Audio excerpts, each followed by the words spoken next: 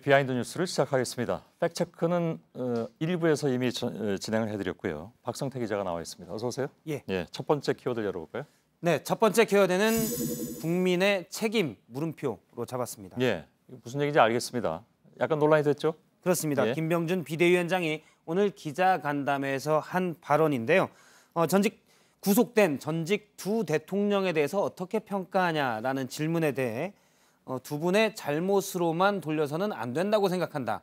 두 분을 대통령으로 만든 것도 국민이고 또 좁게 보면 자유한국당이다. 이렇게 얘기를 했는데요. 예. 그러니까 국민들이 투표를 잘못했다.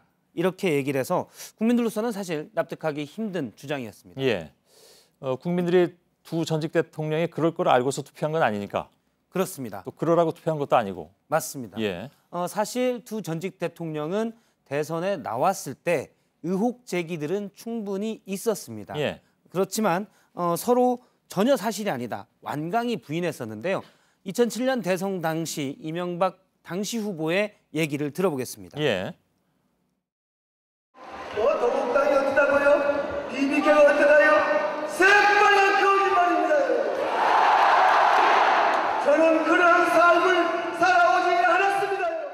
예. 예. 이거 뭐 유명한 장면이긴 합니다. 하도 예. 좀 많이 봐가지고. 국익보다 사익을 따질 것이라는 의혹에 대해 전혀 그런 삶을 살지 않았다고 했고요. 예. 박 전 대통령도 2007년 대선 경선 당시 이명박 캠프에서는 당시로서는 아주 정확하게 당시 박 후보가 대통령이 되면 최태민 일가가 국정농단을 할 것이다 라고 예언하듯이 주장했는데요. 예. 당시 박 후보는 천벌받을 것이다. 최태민 관련 비리마 의혹을 제기하는 것은 천벌을 받을 수 있는 일이다 라고 대응을 하기도 했습니다. 예. 두 본인이 의혹에 대해서 완강하게 부인해놓고 이제 와서 국민이 속았다라고 그래서 책임이 있다고 하는 것은 옳지 않다라는 지적입니다. 예.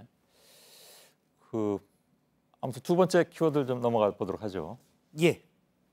두 번째 키워드는 부드러운 사법부로 잡았습니다. 예. 어떤 사법부가 이렇게 부드러운가요? 예. 과거의 사법부가 부드러운 인상을 주기 위해서 어떤 일을 했다라고 법원 행정처장이 오늘 국회 법사위에서 나와서 얘기를 했습니다. 예. 당시 이제 2015년에 박근혜 전 대통령을 만났을 때 재판 거래 의혹이 있다라는 것이 계속 제기가 됐었는데요. 법사위에서 이 문제가 논란이 되자 먼저 금태섭 의원이 재판 거래가 있었습니까?라고 안철상 법원 행정처장에게 묻자 행정처장은 정황을 발견하지 못했다.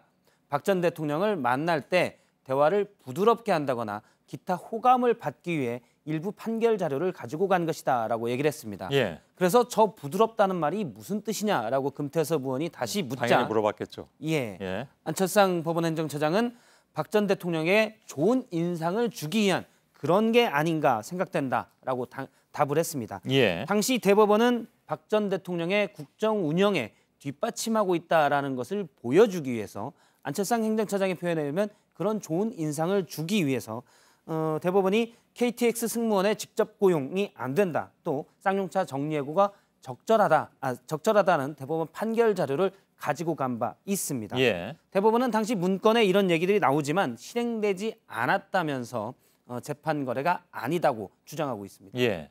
근데 이게 사실 말이 안 되는 얘기잖아요. 그러니까 사법부가 예. 이게 사실 삼권 분립인데 사법부가 왜 행정부에게 부드럽게 잘 보여야 되는 것인지 예. 애초부터 말이 안 되는 얘기라고 생각이 드는데. 물론 당시 대법원이 상고법원을 설치하기 위한 그렇다 오래된 하더라도. 수건이 있다고 예. 하더라도 잘 보이려고 한다는 것은 사실 사법부의 독립 또 재판의 어떤 존중돼야 될 재판을 감안하면 예. 있을 수 없는 일입니다. 국민들이 믿고 기대하는데 그건 말이 안 되는 거죠, 사실. 그렇습니다. 또 오늘 법원행정처는 재판 거래가 아니다는 거에 색다른 논리로 대응을 해서 예. 여당 의원의 질타를 받기도 했는데요. 이 부분은 잠깐 대화로 영상으로 보도록 하겠습니다. 예.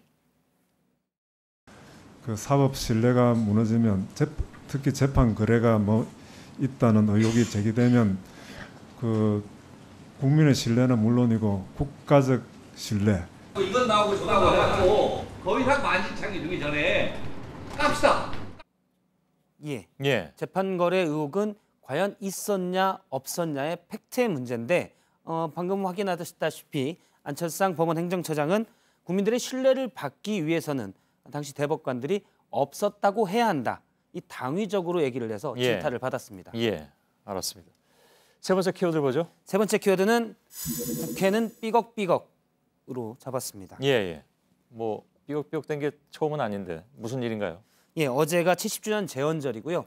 재헌절을 맞아서 국회 앞 잔디밭에서는 KBS 열린음악회 녹화 방송이 있었습니다. 예. 방송 녹화가 있었는데요.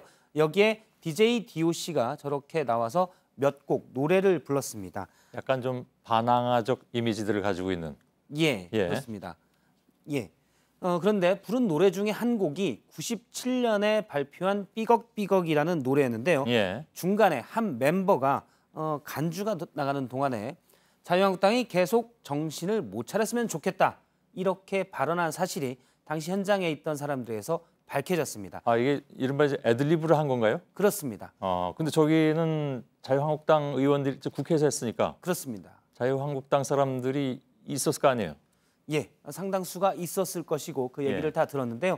이 멤버는 녹화니까 방송에는 안 나갈 것이고 욕을 먹을 수 있겠지만 이 얘기는 해야겠다라면서 저렇게 발언을 했습니다. 예. 뭐 소신이 있다라는 의견도 있었지만 자유한국당에서는 뭐 국민 개개인의 정치적 발언은 존중돼야지만 방송 무대라는 공개된 장소에서 특정 정당을 비방하는 것은 적절하지 않았다고 생각한다라고 예. 입장을 근데 그 밝혔습니다. 삐걱삐걱이라는 노래는 원래 어떤 노래입니까? 2016년 촛불 집회 당시에도 DJ DOC가 현장에서 많이 불렀던 노래인데요. 정치 풍자, 사회 풍자가 그 주요 내용을 이루고 있습니다. 예. 잠깐 주요한 부분을 들어보겠습니다. 예. 삐걱삐걱 때문에 돌아가는 세상 매일 밤 9시가 되면 난 뉴스를 봐 코미디도 아닌 것이 웃겨 정치 아는 아저씨들 맨날 싸워 예. 아예 이렇게 자막을 그 뒤 저 배경 화면에 이렇게 깔아주는군요. 예, 2016년 촛불 집회 당시에는 당시 무대에서 저렇게 자막도 같이 나와서 노래를 불렀었고요. 예. 어제 재헌절 맞은 KBS 열린음악회 방송에서도 멤버가 저 얘기를 하면서 97년에 발표한 노래인데 지금도 맞다. 예. 정치가 변한 것이 없다. 이렇게 얘기를 했습니다. 앞서 이제 대사에서 잠깐 봤지만 가사에서 봤지만 일부 콘서트에서는 뉴스가 9시에서 8시로 바뀐 것 말고는 바뀐 게 없다라는 얘기도 한 바가 있고요. 예. 이 멤버는 방송에서 어차피 못 나갈 것이다. 이렇게 얘기를 했는데 실제 KBS에서는 돌출 발언은 편집할 예정이라고 밝혔습니다. 그러겠죠. 예. 그 멤버가 누군지 저는 누군지 알 수 있을 것 같은데 예. 굳이 얘기는 안 하도록 하겠습니다. 예. 박성태 기자였습니다.